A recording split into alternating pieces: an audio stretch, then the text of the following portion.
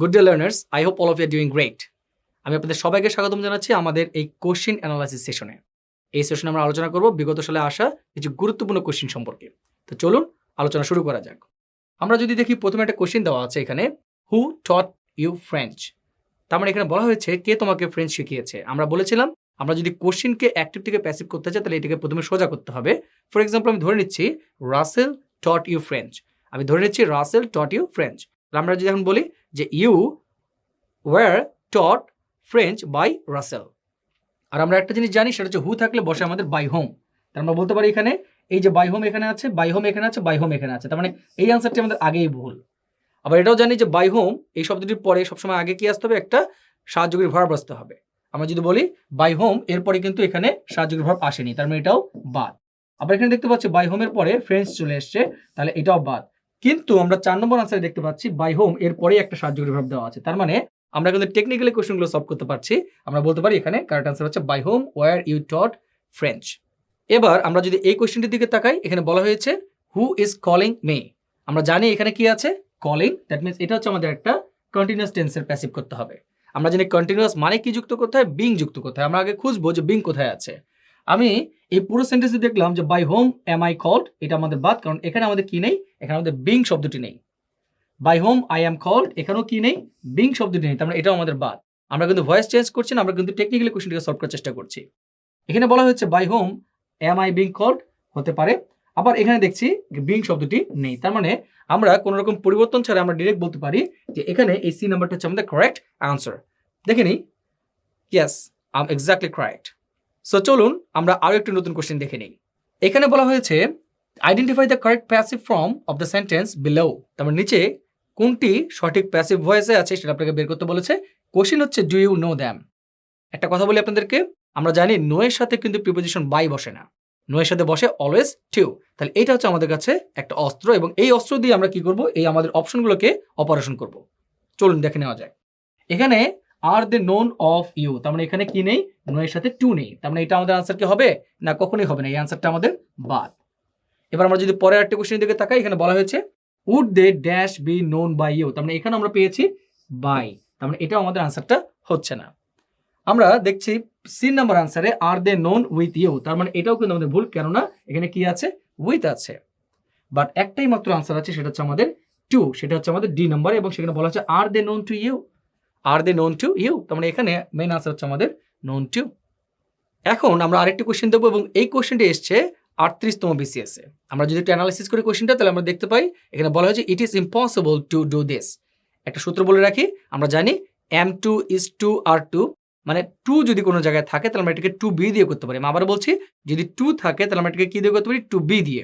তার মানে আমরা দেখবো যে আগে সেন্টেন্সে কোথায় 2B আছে, যদি আমাদের মিলে যায় খুবই ভালো, আর যদি না মিলে তাহলে আমরা এর ভেতরে অ্যানালাইসিস যাব। আমরা দেখি এখানে কোথায় আছে, doing this is impossible to be নাই, this is impossible to be done, এটা হতে পারে, সম্ভাব্য আনসার এটা হতে পারে। দিস ইজ মাস্ট বি, এখানে বি আছে বাট এখানে কিন্তু টু নেই, তার মানে এই আনসারটা আমাদের ভুল, এটাও তো আমাদের ভুল। এখানে বলা হচ্ছে দিস ক্যান বি ডান, এটাও ভুল, কারণ এখানে কি নাই, টু নেই। তার মানে বলতে পারি এখানে একমাত্র আনসার হতে পারে এটা, কারণ এটাতে আছে কি, টু আছে প্লাস বি আছে। চেক করে নেওয়া যাক। ইয়েস আই এম রাইট, তার মানে আমরা যেটা ধারণা করেছিলাম সেটাই হয়েছে। তো চলুন আমরা আরো একটি কোশ্চেন দেখে নিই। এখানে বলা হয়েছে হু প্লান্টেড দিস ট্রি হিয়ার, এখানে কে এই গাছটি রোপণ করেছে। আমি যদি বলি ফর এক্সাম্পল, আমরা যদি এটাকে, আমরা জানি যে কোশ্চেন থাকলে আমরা কি করবো, এটাকে একটু সোজা করে নেব। আগে আমি বললাম Russell planted this tree here, তার মানে রাসেল এই গাছটি এখানে রোপণ করেছে। তার মানে Russell planted this tree here, তার মানে আমরা এখানে বলতে পারি যে this tree was planted by Russell. এখানে একটা শব্দ আসতে পারে আমাদের ওয়াজ, আবার এটা জানি আমরা, এখানে বলা হয়েছে হু, আমরা জানি হু থাকলে কি হয়, বাই হোম। তার মানে আমরা দুটো অপশন খুঁজবো, বাই হোম আছে কিনা এবং তারপরে সাহায্যকারী ভাবটা আছে কিনা, একটু খুঁজে নিই আমরা। বাই হোম শব্দটি আছে, সম্ভাব্য আনসার হতে পারে, ওয়াজও আছে, হতে পারে। এখানে হু আছে, এই আনসারটা আমাদের বাদ, কারণ এখানে আমরা জানি হু থাকলে কি হবে, বাই হোম হবে। এখানে বাই হোম নামে কোনো অপশনই নেই, তার মানে এটাও আমাদের বাদ। আবার এখানে দেখছি বাই হোম আছে, ওকে, কোনো সমস্যা নেই। এখানে আমরা দেখতে পাচ্ছি যে এখানে হ্যাড আছে আর এখানে ওয়াজ আছে, তাহলে আমাদের কোনটা আনসার হবে, অবশ্যই যেটার সাথে ওয়াজ আছে, কারণ আমরা বলেছিলাম রাসেল প্লান্টেড দিস ট্রি, তার মানে this tree was planted by Russell, তার মানে এখানে আমাদের আনসার হবে was. So the correct answer will be A. আপনারা তো খেয়াল করছেন আমরা কিভাবে টেকনিক্যালি কোশ্চেনগুলোকে সলভ করার চেষ্টা করছি। এভাবে আমরা কি করব, আগে অপশনে আমাদের এত বেশি সময় নেওয়া যাবে না, আমাদেরকে সংক্ষিপ্ত সময়ের মধ্যে কি করতে হবে, আমাদের অপারেশনটাকে সাকসেসফুল করতে হবে কিছু ট্রিক্স অ্যাপ্লাই করার মাধ্যমে। আপনারা যদি এগুলোর প্র্যাকটিক্যাল ক্লাস না করে থাকেন তাহলে অবশ্যই প্র্যাকটিক্যাল ক্লাস করে তারপর কোশ্চেন আনসার সেশনে আসবেন, আশা করি আপনারা উপকৃত হবেন। তো ডিয়ার ভিউয়ার্স, চলুন আমরা আরো কিছু কোশ্চেন দেখে নিই। এখানে বলা হয়েছে you must shut this doors. একটা বিষয় খেয়াল করি আমরা, আমাদের এখানে আছে একটা অক্সিলারি ভার্ব, আছে, পয়েন্ট টু বি নোটেড। আমরা জানি auxiliary verb can, could, shall, should, may, might, এগুলো যদি থাকে তাহলে কি হবে, can be, could be, shall be, should be, may be, might be, right. So আমরা আগে খুঁজি এই মডেলের সাথে কোথাও বি আছে কিনা আনসারে। আমরা দেখতে পাচ্ছি এখানে মাস্ট বি আছে, ওকে, আমরা এটাকে আনসার হিসেবে গণ্য করতে পারি, পরে দেখছি। এখানেও মাস্ট বি আছে, ঠিক আছে, বাট এখানে কিন্তু আমাদের shut the door you must, আগে আনসারটা ভুল, কারণ এখানে কোনো বি নেই। আবার আমরা দেখতে পাচ্ছি এখানে this doors must be shut, সম্ভাব্য আনসার হতে পারে। এবার আমরা একটু চেঞ্জ করি, you must shut this doors, এখানে আমরা দেখতে পাচ্ছি প্লুরাল ফর্মে দেওয়া আছে দিস ডোরস, তার মানে আমাদের দেখতে হবে দিস ডোরস কোথায় আছে। এখানে কিন্তু দিস আছে বাট ডোরস নাই, বাট এখানে আবার দেখতে পাচ্ছি এটা আগেই বাদ, এটাতে নাই, তাহলে এখানে একমাত্র আছে দিস ডোরস এবং পরে দেওয়া আছে মাস্ট বি শাট, তার মানে অ্যাকর্ডিং টু দ্য সিকোয়েন্স আমরা এটাকে মেলাতে পেরেছি। So the correct answer will B this doors must be শাট। চলুন আমরা আরো একটি নতুন কোশ্চেন দেখে নিই। এখানে যে কোশ্চেনটা দেওয়া আছে সেটা 31তম বেসিসে আসা একটা কোশ্চেন এবং এখানে বলা হয়েছে which one is grammatically wrong, কোনটা গ্রামাটিক্যালি রং। এখানে বলা হয়েছে যে the land is belonged to an old lady. আমরা জানি যে এইটার সঠিক আনসার হচ্ছে আমাদের this old lady belong to this land. আসলে বিষয়টাকে একটু একেবারে উল্টা করে দেওয়া হয়েছে, তার মানে আমরা আর অন্য কোনো অপশনে যাচ্ছি না, কারণ এটাই আমাদের একেবারেই ভুল সেন্টেন্স দেওয়া আছে। তার মানে এখানে আমাদের সঠিক আনসারটা হবে হচ্ছে এ। আমি আবারও বলছি, এই আনসারটা এখানে ভুলভাবে উপস্থাপন করা আছে, তার মানে আমাদের এখানে এটাই হচ্ছে আনসার, কারণ আমাদের বলেছে যে নিচে কোন আনসারটি ভুল। আমরা জানি এখানকার সঠিক আনসারটা হবে যে the old lady belong to this land, এটা হচ্ছে তার সঠিক আনসার। সো আমাদের আর কোনো দরকার হলো না বাকি আনসারগুলোতে যাওয়ার। তো চলুন আমরা আরেকটি নতুন কোশ্চেন দেখে নিই।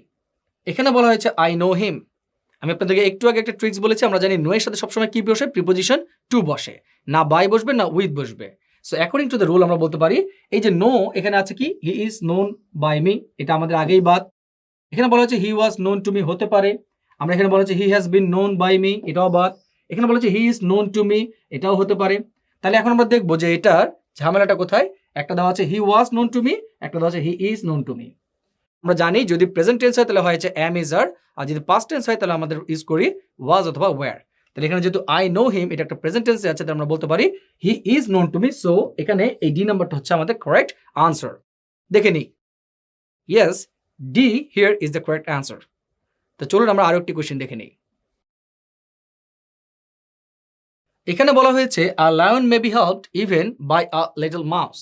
তার মানে এখানে আমাদের সাবজেক্ট হচ্ছে আ লায়ন, এখানে বলা আছে মে বি, এখানে বলা আছে V3 helped even by little mouse. That means এটা কিন্তু আমাদের কিসে আছে, এটা আমাদের প্যাসিভ ফর্মে আছে, এটা আছে আমাদের প্যাসিভ ফর্মে, আমাদের যেতে হবে অ্যাক্টিভ ফর্মে। তার মানে এখানে সাবজেক্ট আ লায়ন আর এখানে অবজেক্ট হচ্ছে আমাদের আ মাউস। দ্যাট মিন্স এটাকে যদি আমরা চেঞ্জ করে দিই তাহলে আমাদের প্রথমে আসবে আ মাউস আর পরে যাবে হচ্ছে আমাদের আ lion.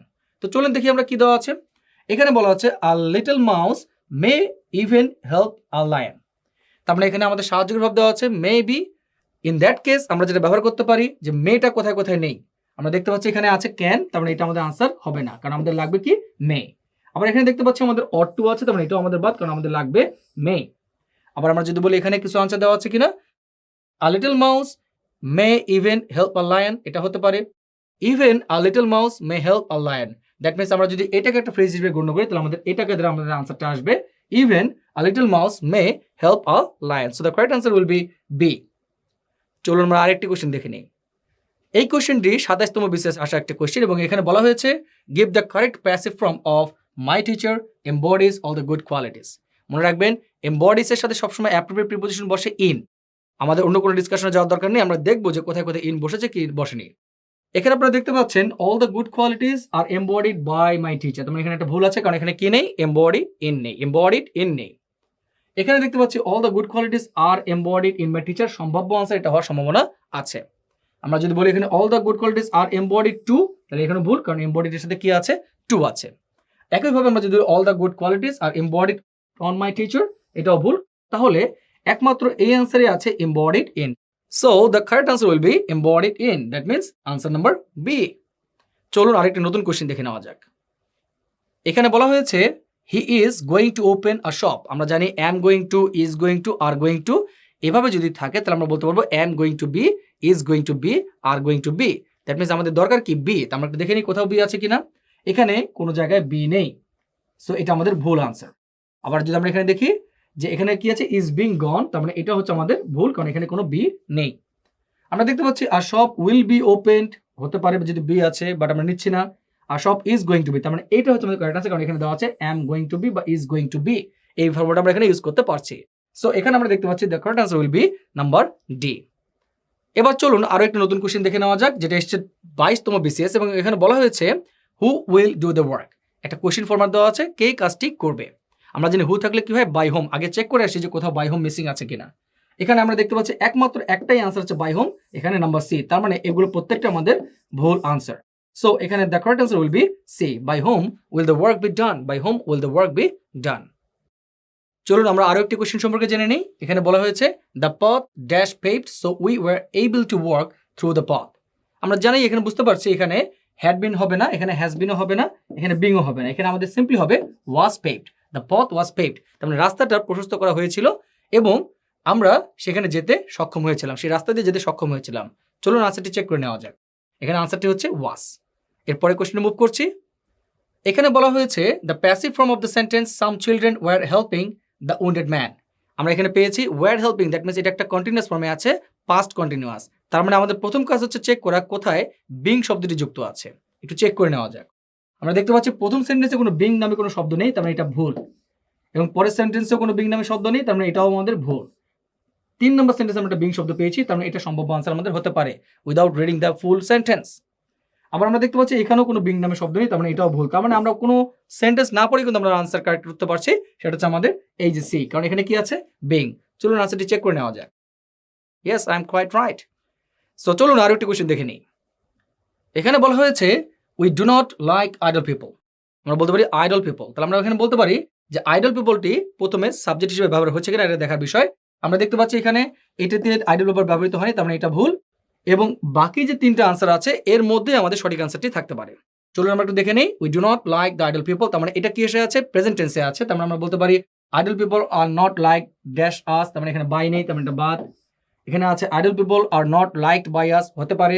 Idol people are not of our liking, এটা তো আমাদের হবেই না। তাহলে এখানে আমাদের একমাত্র আনসার হচ্ছে এটা, idle people are not liked by us, এটা হচ্ছে আমাদের ইনডিফিনিট টেন্সের প্যাসিভ ভয়েস। সো চলুন আমরা আনসারটা দেখে নিই। এখানে আমরা আনসার দেখতে পাচ্ছি C.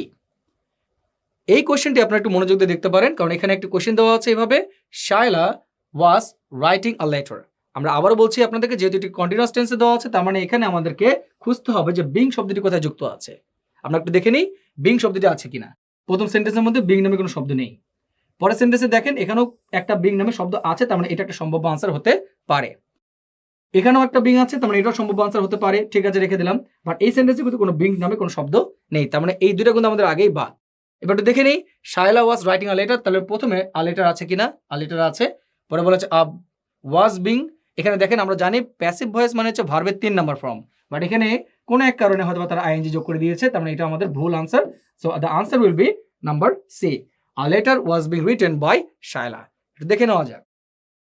Yes, the answer is C. চলুন পরে কোশ্চেনে যাওয়া যাক। এখানে বলা হয়েছে which of the following sentence is the best passive form of the above sentence. That means এই সেন্টেন্সটার প্যাসিভ ফর্ম কি, সেন্টেন্সটাকে একটু পড়ে নিই আমরা। People always remember the patriots. আমরা যদি সিম্পলি করি the patriots are always remembered by the people. So আমরা যদি দেখি দ্য প্যাট্রিয়টস আছে, দ্য প্যাট্রিয়টস আছে, বাট পিপল এখানে কোত্থেকে আসলো, এটা ভুল। দ্য প্যাট্রিয়টস আছে। তারপরে দেখেন এখানে উইল আছে, উইল হওয়ার কোনো প্রসঙ্গই নেই, কারণ এটা আমাদের ইনডিফিনিট টেন্স। তার আমরা এখানে বলতে পারি এখানে আছে, সম্ভাব্য আনসার হতে পারে, বাট এখানে একটা বিং চলে এসেছে যেহেতু আমাদের ইনডিফিনিট টেন্স, বাট এখানে আমাদের কোনো কন্টিনিউয়াস ফর্ম আসবে না। সো এখানে আমাদের সম্ভাব্য আনসার হচ্ছে আমাদের ডি। আমরা দেখে নিলাম আনসারটা হচ্ছে আমাদের ডি। এটা আনসার হওয়ার কারণ হচ্ছে কারণ আমরা জানি যে ইনডিফিনিট টেন্সে আমাদের এম ইজ আর সাহায্যকারী ভাব হিসেবে বসে, এবং আমরা এখানে পেয়েছি the patriots are always remembered. এখানে বাই পিপল এটা নাও থাকতে পারে, কারণ অনেক সময় প্যাসিভ ভয়েসে আমাদের যে অবজেক্ট অংশটুকু আছে এটা আমাদের উজ্জ্বল থাকতে পারে। সো ডিয়ার লার্নার্স, এই ছিল আমাদের ভয়েস সম্পর্কিত বিগত সালের কোশ্চেনগুলো অ্যানালাইসিস। আপনাদের সবাইকে আমি ধন্যবাদ জানাচ্ছি আমাদের সাথে থাকার জন্য। আপনাদেরকে আমন্ত্রণ জানাবো ঠিক পরবর্তী লেসনে অংশগ্রহণ করার। ততক্ষণ পর্যন্ত সবাই ভালো থাকবেন, সুস্থ থাকবেন। ধন্যবাদ সবাইকে।